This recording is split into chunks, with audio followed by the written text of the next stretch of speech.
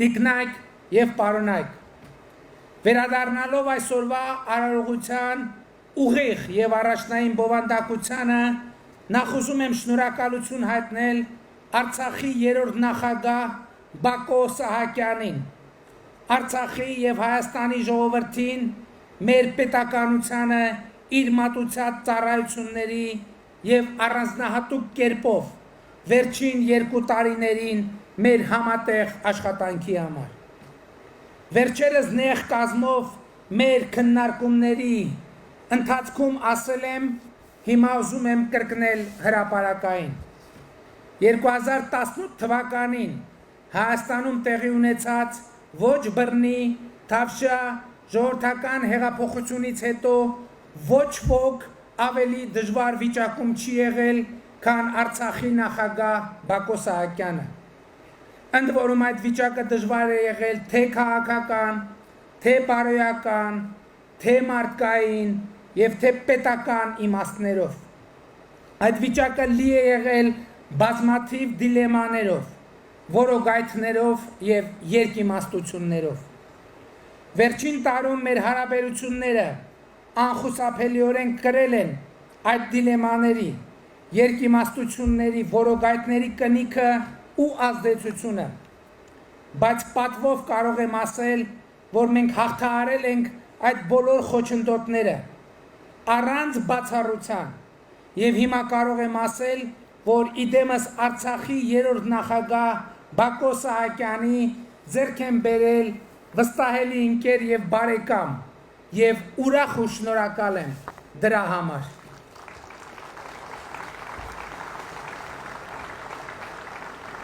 Եվ ի վերջո,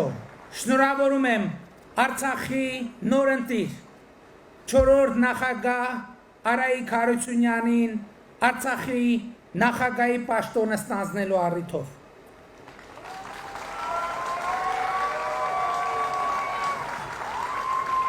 Համոզված եմ,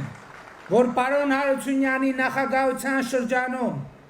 Արցախի և Հայաստանի Հանրապետության համագործակցությունը էլ ավելի արդյունավետ կդառնա։ Հայաստանի կառավարությունը ուշի ուշով հետևել է Արցախում տեղի ունեցող ընտրական գործընթացներին։ Ընտրություններից առաջ ոմանք կանխատեսում էին, որ Արցախում տեղի կունենա հեղափոխություն,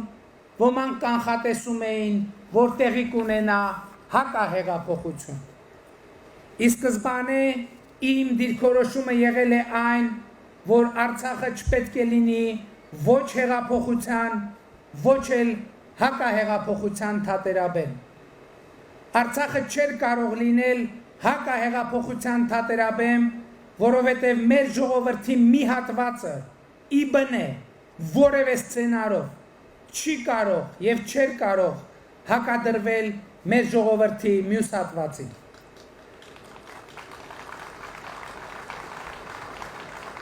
Արցախը հեղափոխության թատերաբեմ դառնալու կարիք չուներ էլ, որովհետև ինչպես ասել եմ, Արցախի ժողովուրդը 2018 թվականի հեղափոխության լիարժեք մասնակից էր և հետո Արցախի նախագահական և խորհրդարանական ընտրությունների մասնակիցների մեջ կային ուժեր և թեկնածուներ, որոնք աներկբա և անվերապահորեն ողջունել են ոչ բռնի, թավշյա ժողովրդական հեղափոխությունը, իրենց աներկբա և միանշանակ աջակցությունն ու լոյալությունը հայտնել Հայաստանի ժողովրդական կառավարությանը։ Թե խորհրդարանական և թե նախագահական ընտրություններում վստահ հաղթանակ են տարել հենց այս ուժերը և Արցախի նախագահ է ընտրվել հենց այդպիսի քաղաքական գործիչ իդեմս Արայիկ Հարությունյանի։ Այսպիսի ընտրությունը նշանակում է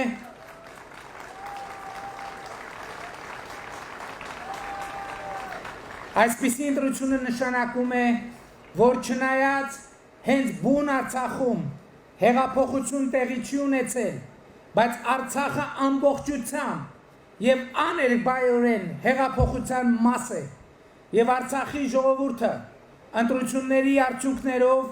արտահայտել է բարեփոխումներ իրականացնելու, բարեփոխումների քաղաքական ուղեգիծ որդեգրելու իր աներկբա կամքը։ Այս առումով Արցախի նորընտիր իշխանությունը Հայաստանի եւ այս Արցախի իշխանությունները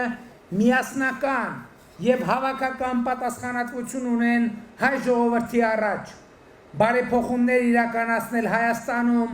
բարեփոխումներ իրականացնել Արցախում։ Մարդիկ պետք է տեսնեն փոփոխություններ, մարդիկ պետք է զգան այդ փոփոխությունները, քաղաքական, տնտեսական, սոցիալական, հակակոռուպցիոն, մարդու իրավունքների պաշտպանության, անկախ դատական համակարգի, խոսքի ազատության, ընտրական համակարգի,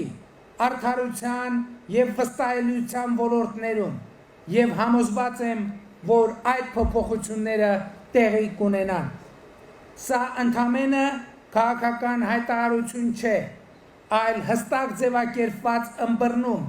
եթե չասենք պայմանավորվածություն Հայաստանի եւ Արցախի ղեկավարների միջեւ։ Եվ ուզում եմ հստակ ընդգծել, պարոն Հարությունյան, որ հավատում եմ բարեփոխումների, ստեղծարար փոփոխությունների ճանապարհով գնալու ձեր քաղաքական կամքին ու վճռականությանը։ Ես հավատում եմ, որ երկար տարիներ Արցախի վարչապետ եղած լինելու ձեր փորձառությունը մեզ պիտի ոչ թե տանի անցյալի ճանապարհներով, այլ պիտի օգնի չկրկնել անցյալի մեր սխալները, պիտի օգնի իմաստության դասեր քաղել անցյալի սխալներից, որովհետև մեր սխալները մեր ամենամեծ ուսուցիչն են, եթե իհարկե մենք սովորելու, սերտելու կամք ունենք։ Մեր սխալները առաջ գնալու, խոչընդոտները հաղթահարելու ամենամեծ խթանն են, եթե իհարկե մենք առաջ գնալու կամք ունենք։ Եվ իմիջայլոց փոփոխություններ ասելով մենք բոլորս սովորաբար հասկանում ենք իրականության փոփոխության ֆիզիկական հատկանիշները, կառուցված ճանապարհներ, նորոգված դպրոցներ ու մանկապարտեզներ, ջրագծեր ու զբոսայգիներ։ Այս ամենը չափազանց կարևոր է, բայց կառուցված ճանապարհը կարող է քանդվել, նորոգված շենքն ու դպրոցը մաշվել, ջրագիծն ու զբոսայգին դառնալ անօգտագործելի, այսպիսով ցույց տալով փոփոխության մակերեսային ձևական բնույթը։ Նույնը վերաբերվում է այսպես ասած հին ու նոր պաշտոնյաներին, որովհետև ամեն ինչ հարաբերական է։ Նոր պաշտոնյան շատ արագ կարող է ձեռք բերել հին հատկանիշներ ճակերտավոր եւ հին պաշտոնյան կարող է նորովի ընկալել իրավիճակը, նորովի ընկալել առաքելությունը, դասեր քաղել անցյալում իր ունեցած սխալներից։ Եվ ուրեմն շատ ավելի կարևոր է ու տևական այն փոփոխությունը, որը տեղի է ունենում մեր ներսում, մեզնից յուրաքանչյուրի ներսում, մեր մտածողության ու հոգեբանության մեջ, մեր վարքագծի ու վարվելակերպի մեջ։ Եվ ուրեմն ես հավատում եմ, որ մեր ազգային կյանքում, մեր անհատական վարքագծում նախագահից մինչև շարքային քաղաքացի, վարչապետից մինչև շարքային զինվոր եկել են այսպիսի փոփոխությունների ժամանակներ, այնպիսի փոփոխությունների, որոնց արդյունքները մեզ թույլ կտան ուղիղ նայել մեր նահատակների, զավակների, մայրերի, կանանց ու քույրերի աչքերի մեջ։ Եվ ուրեմն կեցցե ազատությունը, կեցցե Արցախի հանրապետությունը, կեցցե Հայաստանի հանրապետությունը, կեցցենք մենք եւ մեր երեխաները, որ ապրում ենք եւ ապրելու ենք ազատ եւ երջանիկ Հայաստանում, ազատ եւ երջանիկ Արցախում։ Շնորհակալ եմ։